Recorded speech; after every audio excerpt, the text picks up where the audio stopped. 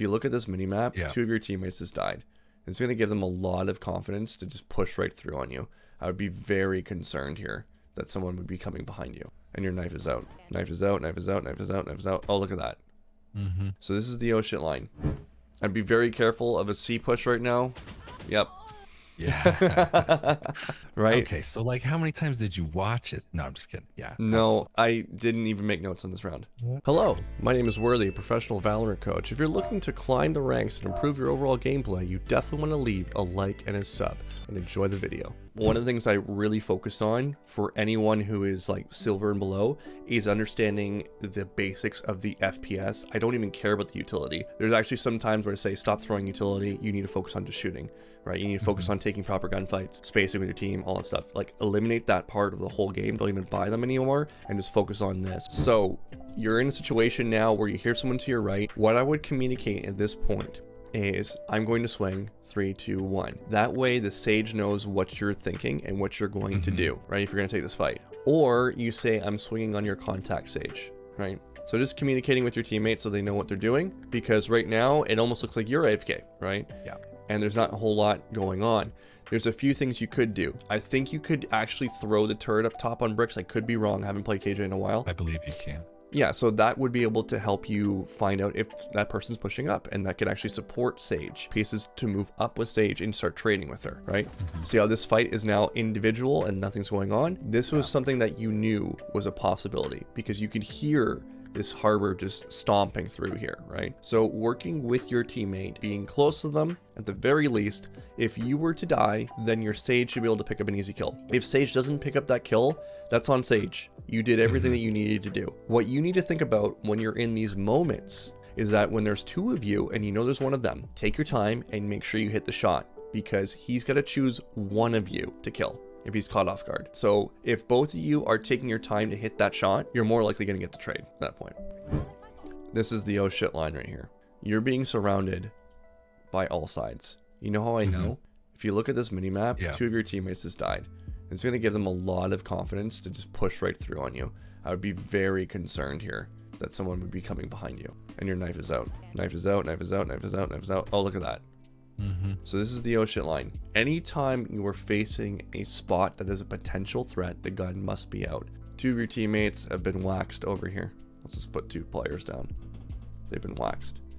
This now makes this entire area in front of you a threat. If we were to have this line, your teammate is over here. I think it's a jet. I can't remember, but your teammate's over here.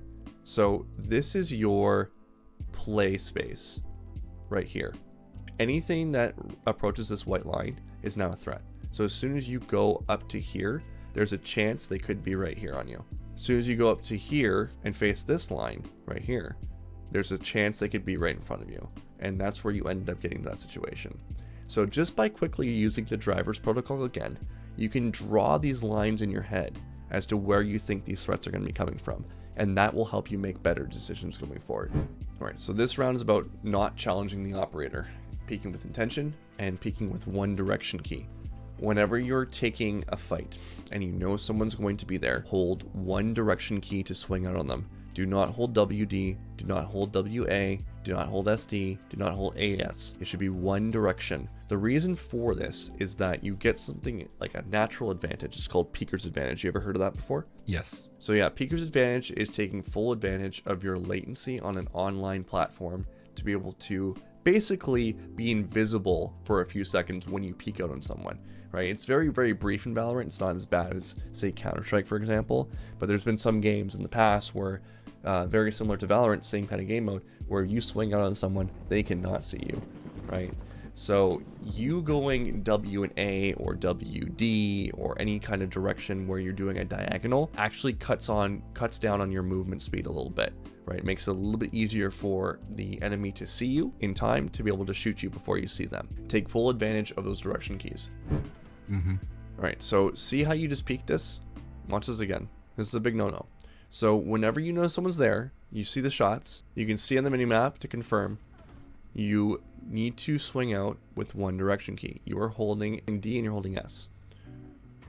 Makes it really hard for you to cross our place, makes it really hard for you to take full Peeker's Advantage, makes it really easy for them to shoot you in the head.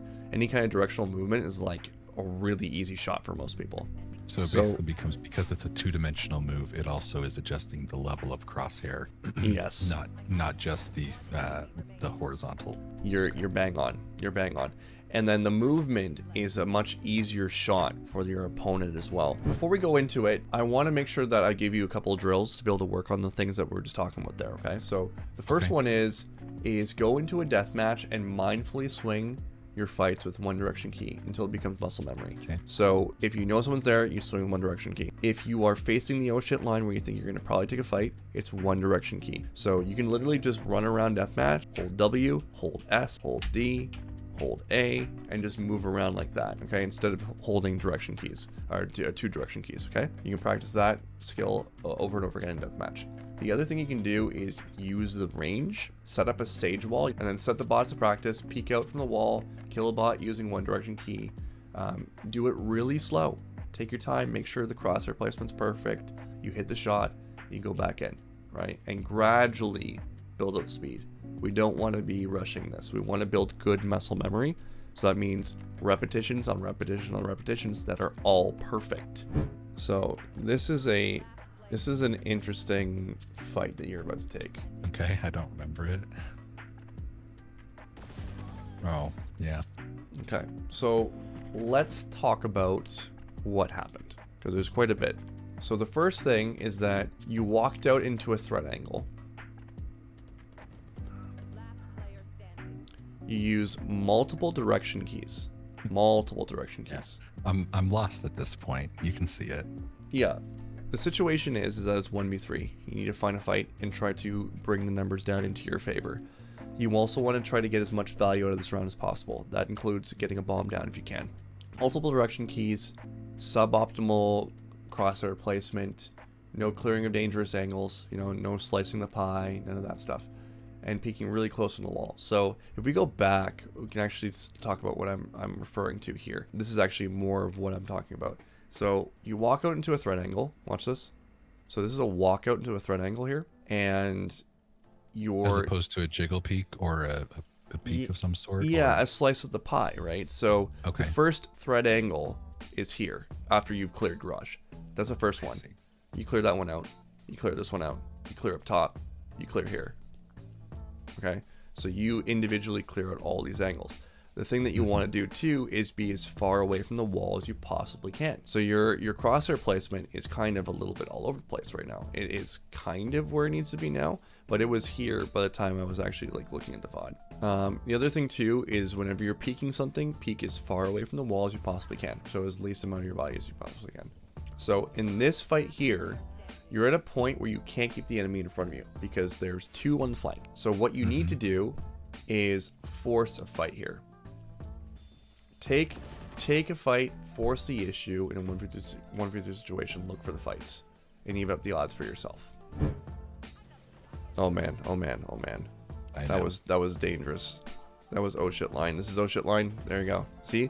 That was a good peek. That was a decent peek. Let's watch this again. There. See how you use one direction key to clear that? You also slice the pie a little bit.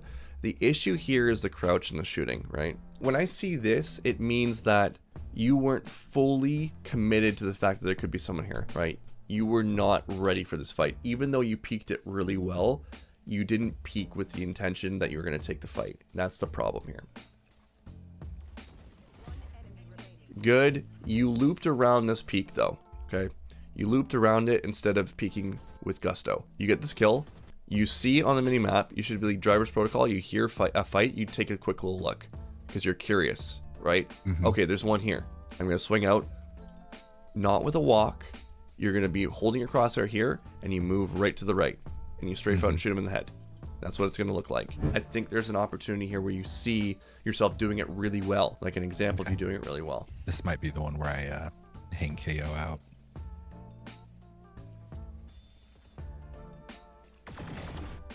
This was really good. This is actually really good on your KO, right? By the way, there's one right here in the middle. Spotted in the middle. Your KO and you took this fight together. This is like an example of a perfect trade. So KO set this one up for you, and you might not even realize that you had that. That would be an example of a good trade. This is where there's two fights going in mid. Perfect. You just baited and switched your KO without even realizing it. I'd be very careful of a C push right now. Yep. Yeah. Right? Okay, so like how many times did you watch it? No, I'm just kidding. Yeah. Where's the oh shit line? Where could people be coming from? Anywhere from behind that the little doorway that I'm kind of standing in. Yeah, so your oh shit line is middle, double doors, C long. Based on how much time has been passed right now, how much fights have been happening in mid, they know that they can probably move right up. They also could move up A, right? So I think right now the biggest threat is a flank on A and a flank on C. That's in my mind. I've drawn up the lines in my head. I know threat here, threat here, threat here, threat here. You'll get better with this in time, right? You can literally just draw invisible lines in your head as to where you think the enemy is going to come from. This line, and this round is about the oh shit line again, and always facing your threats. So we've done the oh shit line a few times now.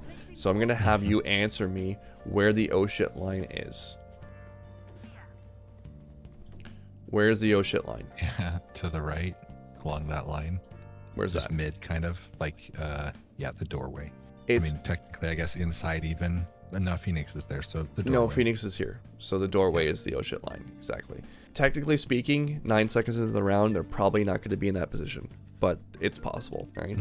Because they have neon. So the oh shit line actually moves a little bit closer to you whenever they have a neon comp. That's one little fun fact. Okay? Okay. That being said, think about where you should be mindfully placing your crosshair as you're rotating in here. Where should we be? Yeah, the doorway as well. Yeah, always placing your crosshair wherever the threat could potentially be. Super important. B main entrance, as you're rotating, I want you to mindfully place your crosshair over where the threat can be and actively do this all the time. Wherever there's a threat, wherever that oh shit line comes up, you are looking in that direction. That alone will get you silver, okay? Because you're going to stop yourself from getting so many stupid deaths that you could have controlled, okay? You are now listening to Strawberry Station.